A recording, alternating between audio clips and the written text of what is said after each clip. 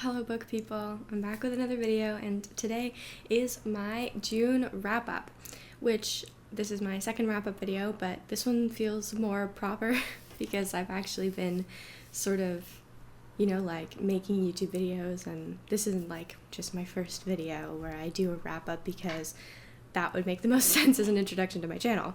So yeah, I read 7 books in June. I think it was 7, and they were all 4 and 5 stars, which is pretty good. I was not expecting that, but I think this month I was really reading things that I wanted to read, and it ended up paying off pretty well, so that's nice. I ended up not being able to include 2 of the books I thought that I was going to be able to because I literally finished reading one yesterday, which, depending on the time that this is released, probably way after, but yesterday was the 1st of July, and I finished reading a book yesterday, and then I finished reading one today. So I was really hoping to finish those in June, but it just wasn't in the cards because I got really busy, so I'm gonna have to include those in my July wrap-up, which is a little bit unfortunate because I was really excited to talk about one of them, but I'll wait. So yeah, without further ado, this is my June wrap-up. The first book I read ended up being a 5 stars, and I've talked about it a little bit already because I think I talked about it in my 5 stars so far in 2024 video, which I think is going up before this one. But that is Frankenstein by Mary Shelley, which this beautiful copy my friend got me for my birthday, so I love this, and it was right around the time that I was reading it that I received it, so it was kind of perfect. I could switch over from Kindle to physical and read this one instead. But anyway, I rated this a 5 stars, and I feel like with books like this, classics like Frankenstein or The Portrait of Dorian Gray or dare I say Lolita, there's something about the style of writing and the language that's used and even the time that it is taking place in that, in my opinion, really impacts the reading experience and even boosts the reading experience. I feel like there is something to admire in older books that were written longer ago because they do just so greatly contrast what is coming out now. So honestly, I think I said this in my 5-star reads video that I appreciated this for the experience and not necessarily just the book itself, which might sound a little bit odd because, why would you rate a book 5 stars if you didn't think that the content of the book was 5 stars? And I thought the content of the book was great, but what really sold this for me was the reading experience and was the learning component and the struggling through the first half because I wasn't really getting a grasp on the writing, and then finally getting that grasp and being able to get through it and understand it and enjoy it. So this was sort of an interesting read because, like I said, I'm kind of rating it almost for the experience. But if I am speaking just about the story, I think everybody knows at least some version of the story of Frankenstein. So I was slightly familiar, but I don't know. I didn't find it an incredibly wowing story. I definitely had some interesting internal dilemmas about which characters I should be, pitying and which characters I should dislike. And I found that the more I sort of thought about it, the more I disliked the characters I thought I was supposed to like. So I don't know. I think that this is a book that makes you think, and it's also a classic, so it has the component of reading a classic, which, that can be fun. It sometimes makes you feel a little bit smarter when you do end up finishing a book like this, but I don't know. It wasn't anything crazy special, but it was really good. The next book that I read, I also spoke about in my 5 stars so far in 2024, and that is The White Tiger by Aravind Adiga, which I hope I'm pronouncing correctly. I spoke at length about this in my other video, and I don't really want to totally rehash everything if I've already said it, but this was another 5 stars. This was a fantastic read, and it was another one for class. Kind of funny that I'm starting off the month with 2 reads for class. I read Frankenstein way late by accident because I ended up going on a trip during school, so I had to catch up a bunch, but The White Tiger was excellent. I don't think I would have picked it up on my own because I had just never heard of it before, but there was something about it that just really stuck with me and is still something that I think about quite often. It was such a difficult book to read in the sense that, it spoke about poverty and, you know, the difference in class and the way that people are treated, and because of that difference. And, you know, it follows a character who grows up in poverty and then essentially tries to like make his way up to being more successful. And he just does a whole lot of really crappy things to do so. So you're kind of like, well, I want to root for you because you've gone through all this crappy stuff, but now you're doing bad things, so should I root for you? So it's an interesting thing to read because you're like, I don't know if I should sympathize with the main character, which personally I had a really hard time sympathizing with Balram, and I think that made the reading experience all the more better because I just kept going, oh my god, I can't believe that this is happening. I can't believe he's saying something like that or doing this. It was like near painful, but it was great. It was so much fun, and I'm really, really glad that I read it. The next book is Giovanni's Room by James Baldwin, which I also spoke about, not necessarily at length, but I spoke about in my other video. So just for these ones, I'm going to keep them short, but this was another 5 stars, which starting off a month with 3 5-star reads is crazy. I was not expecting that. And you know, that makes me feel good starting off a month so strong. All of the reads I'd say this month were really strong, and that was great because I feel like I was finishing up school and, you know, now I'm like getting back into reading at the caliber that I'm used to. I read 7 books this month. There was one book this year so far where I read like 3 books, and that just didn't feel right because usually I get through more than that. And I try not to get super hung up on how much I'm reading or how often or, you know, how many pages I'm reading a day. But knowing how much I usually read and coming up really short just is sort of like discouraging at times. So it was nice that I had a really full reading month full of like great books. And this was one of the great books. This is a very touching, heartachy book. It's so, it just like hits you right in the feels. I found there were just moments in it like, and I feel like I am just rehashing what I've said previously, but there is a scene in this where David and Giovanni first meet, and Giovanni's working a bar, and David is there with another guy, and they're chatting. And that connection right there, their first meeting and that banter that happened was so enjoyable to me. And I don't know why that sticks out the most, but I just really loved the way that they spoke at first. And then you see like the deterioration of David and his headspace towards Giovanni and his, were they married? His wife? No, I don't think they were married. I think they were going to get married. I'm blanking a little bit, but his partner, his female partner who was traveling. So, I don't know. Just David as a character was really interesting because his thoughts, they put words to a lot of very interesting thought patterns, and the way that he sort of like looked at his relationship with Giovanni versus Hella, I think her name was. I found that very mesmerizing to read, and I don't know, I thought that this was just very obviously well written and emotional, and I don't know how it couldn't be rated a 5 stars. It was so good all around, and like decently short, so it's not even like drawn out or difficult to get through. It's like a quick, thought-provoking read that kind of sticks with you, and I found that it has been sticking with me, so I'm really glad that I got to read it. The next book is Death by a Thousand Cuts by Shashi Bhatt, which, as far as I know, is a Canadian author, which is really cool.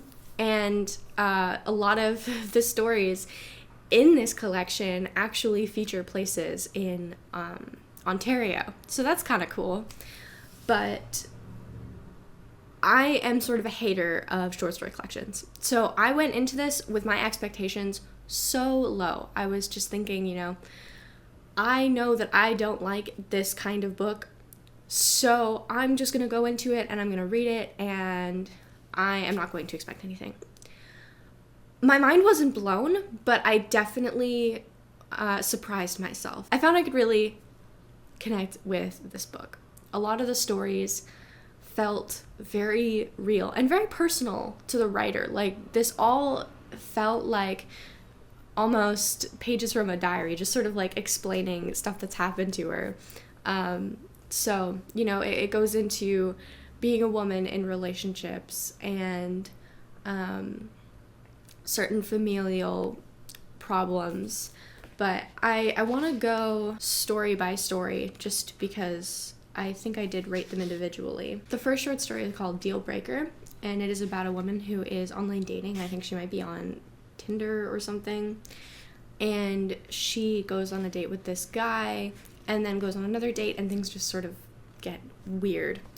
I rated Deal Breaker a 4 stars. Death by a Thousand Cuts, which is the title story, I rated it 3 stars, and it is about a girl and her boyfriend, and I believe that just based on the back of this one, I did read it, but if I'm going based on what's on the back, and so trying not to spoil anything, it is about a girl and her boyfriend, and I think it's like, to be more appealing to him, she wanted to turn her eyes blue. The story Chicken and Egg was a 4.5 stars. I don't usually do 0.5s, but it wasn't necessarily a 5, but it was a 4. Chicken and Egg was really hard for me to read because it was about a woman who is losing her hair and she goes to the doctor for it, and it's just about her personal experience dealing with losing her hair and almost like being driven to insanity because of it. And it sort of shapes up a little bit poorly at the end. The reason that this resonated with me so much is because I recently went to the doctor because I was having trouble with my hair. So I was just like, this is really interesting timing that I am reading this now. So I just thought that that was perfect timing, and that made me enjoy it even more because I could personally connect with it. What You Can Live About, I also rated a 4 stars.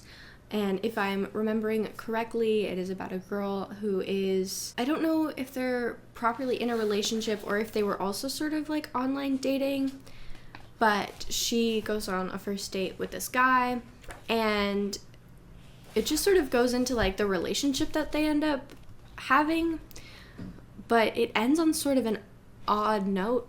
Definitely not something I was expecting. And this particular female character has some like money troubles, so she's like very frugal, and I don't know, just the way that those two characters played off of each other I found really enjoyable. The next story is Indian Cooking, which I rated a 5 stars. I thought that that was probably the best story in the entire collection, and this one is about a girl's mom who is cooking and ends up getting burns all over her from hot oil. And in a very short amount of time, it is able to go into this mother's grief as well as her family's, and the mom just gets so bitter and angry and takes it out on the people around her, and you can sort of see this shift emotionally in everybody as they're, you know, like spending time around her, and there's this Halloween party, and the humor that the mother tries to have just really falls flat. And I thought it was near painful to read, but just very, I don't even have a word. It was just very, very good, and definitely my favorite. Has stuck with me the most out of everything in this. The next story is called We're All in This Alone, which I do not have a rating written down, but I remember this one, and I'd say it was about 4 stars. This one's about an immunocompromised woman who is in a relationship, and the relationship really affects her, and her struggles kind of correlate directly with the relationship that she's in, as well as basically everything else around her. So it basically just follows her and her experience within the relationship, as well as being an immunocompromised person, and sort of like dealing with the anxiety of that, and also how easily she can fall ill or like break out in a rash, or like any sort of odds health or medical issue could happen, even if she just kisses this guy. So it was an interesting like sort of line of anxiety to follow in a character.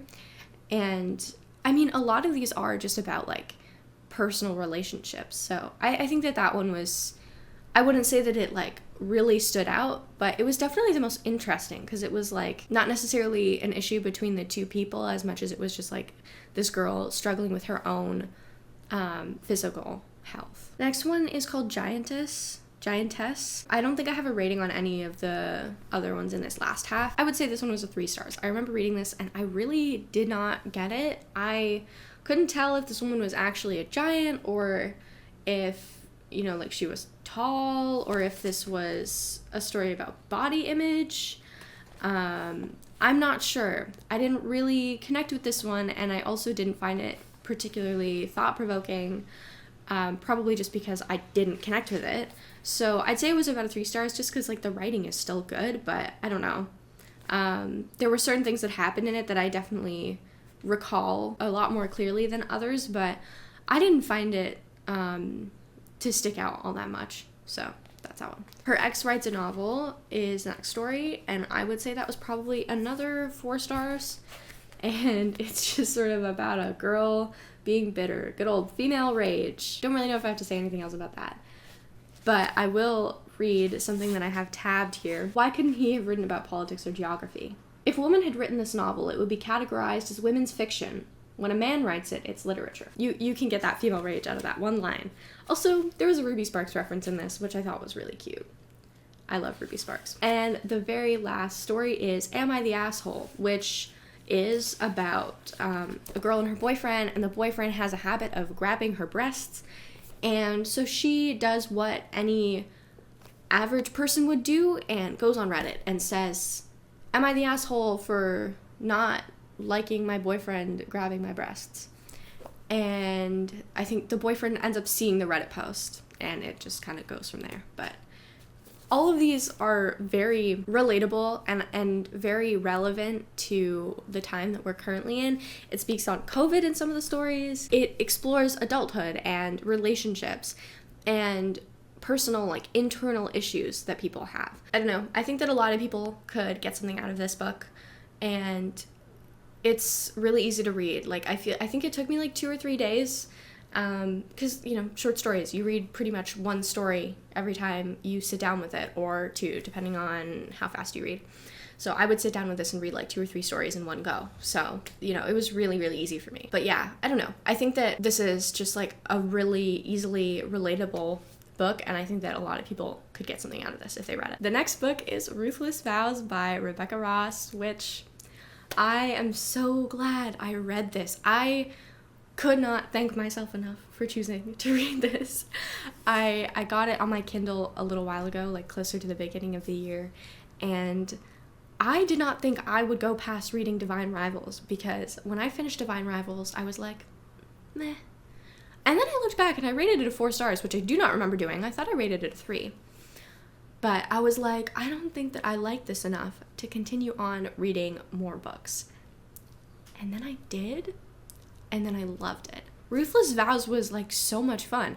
I think I forgot how much I loved Iris and Roman as a couple and as individual characters, and there is something about the way that the, like, war is written in this book that doesn't feel like too dark. The book never got too dark. I mean, it got heavy and it got intense and it got sad, and sometimes it got like a little bit, like, not necessarily super violent, but there were moments where I was like, whoa, this is YA? That's crazy.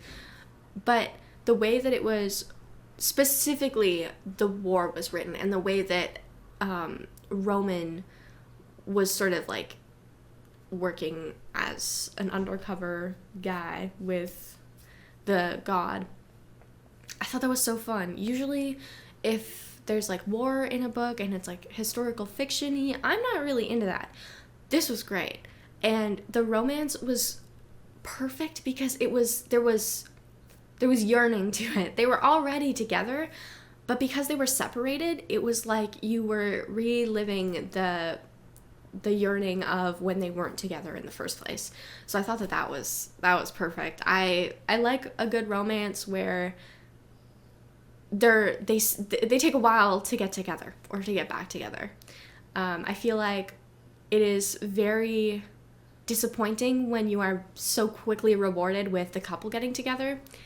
You know, when there's that like really quick shift. Like if you have an enemies to lovers and they're lovers by like the first quarter of the book, it just doesn't feel rewarding, because that pining and the yearning and the trying to figure out if they like each other, that is the most entertaining part of a romance. So the fact that like Roman didn't remember Iris, that was good. I really liked that.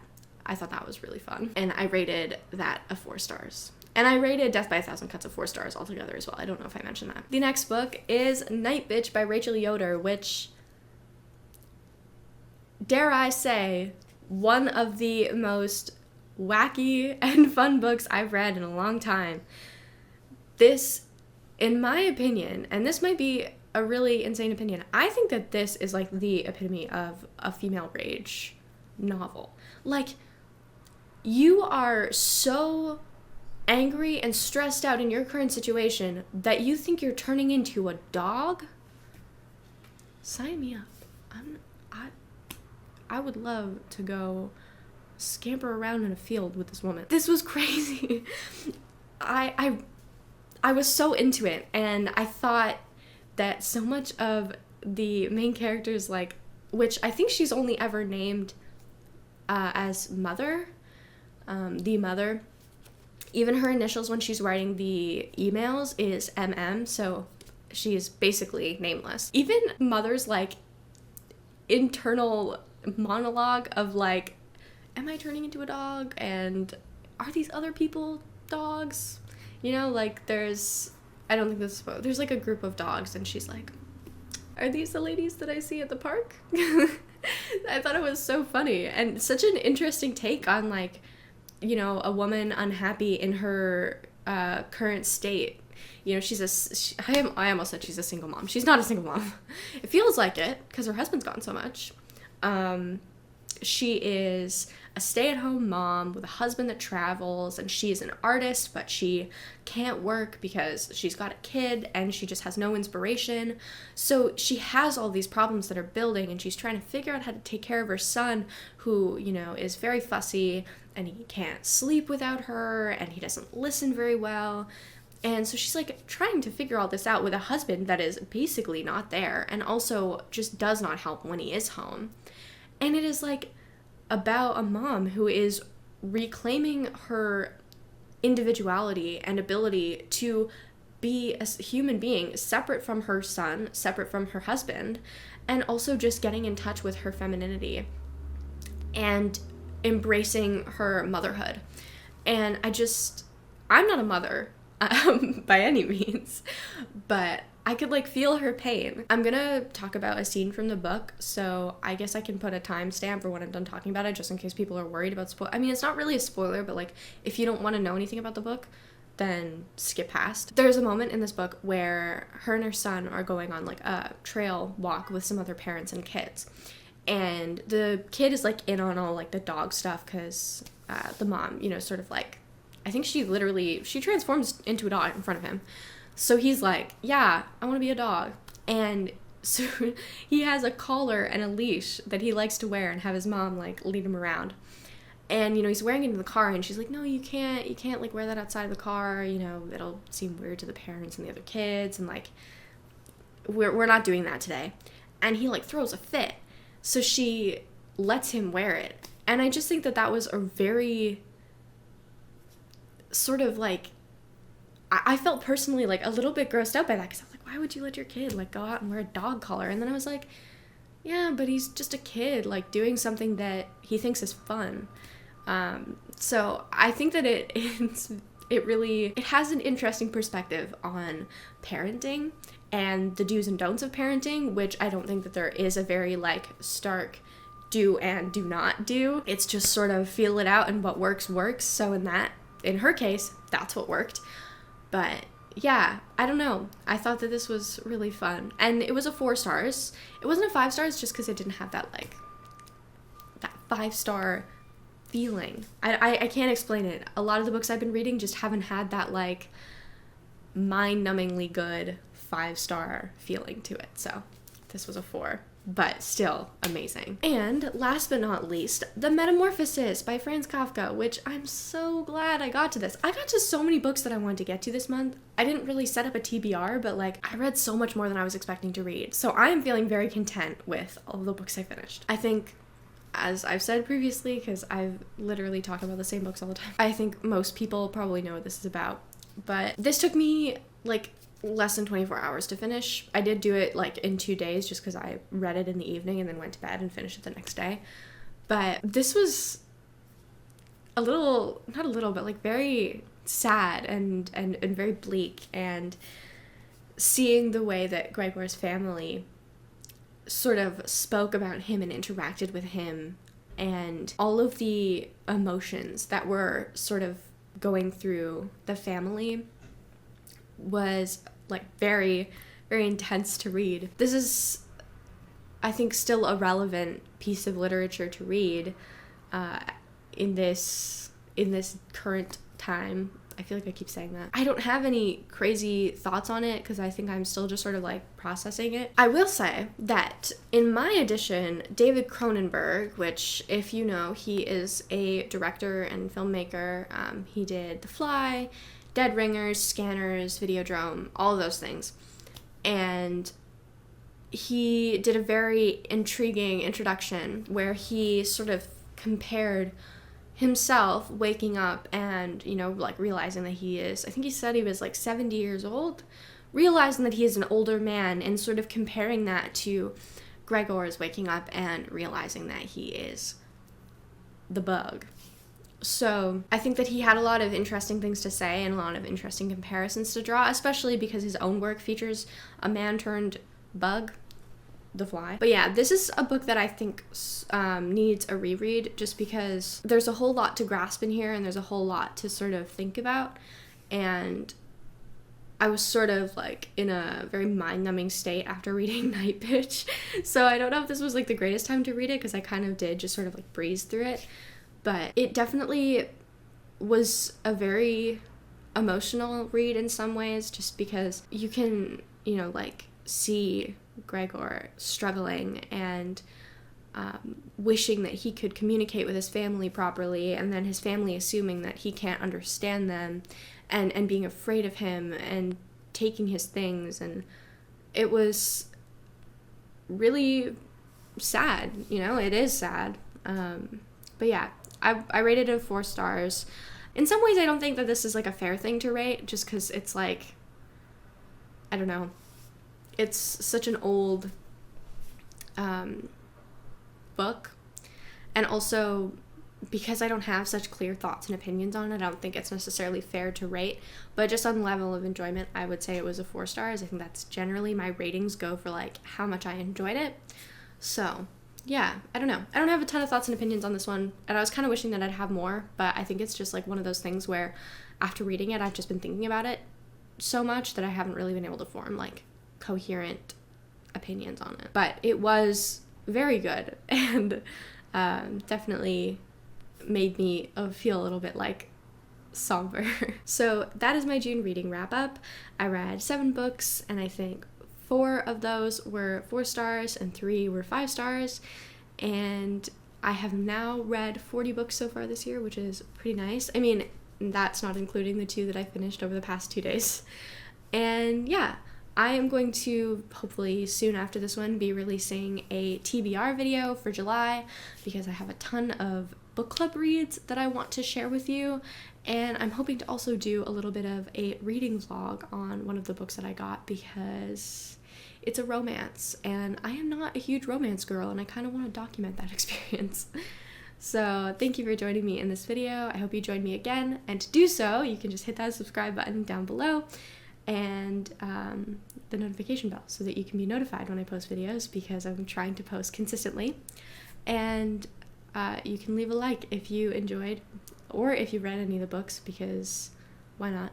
And comment down below if you've read any of these books and comment your opinions, and if there are any books that you recommend, comment that too for fun. Thank you for joining me and hope to see you in the next video. Bye!